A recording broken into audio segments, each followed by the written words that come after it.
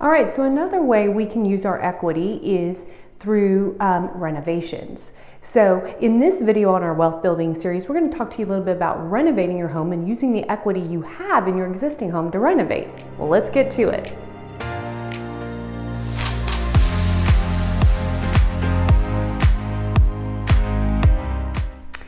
So, renovating a home, you're interested in doing that and using your home equity so that you can renovate and maybe change the paint color. As you can see in this house, they are priming this one, getting it ready for new paint. Maybe you just can't stand that paint color and you'd like to get a new paint color. Well, you can use a home equity line of credit or even a home loan renovation loan from local banks such as Frost Bank or First United. You can try checking with the Wells Fargo or Chase to see if they have those home renovation loans where you can use the equity in your home to renovate it. Man, I bet you'd love a brand new kitchen. Wish I could show you this one, but it's missing cabinets right now.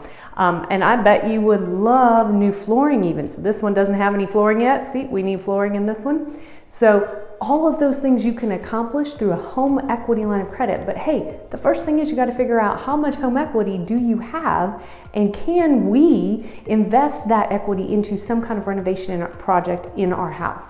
Now, keep in mind, not all renovations are actually going to net you a profit regardless of when you sell the home.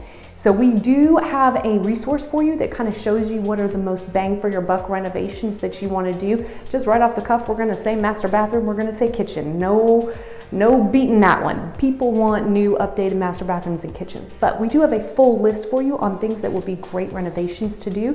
And we're going to link to that below. If you have any questions, you of course can reach out to us and let us know via text, social, give us a call, send us an email. We'd be happy to help.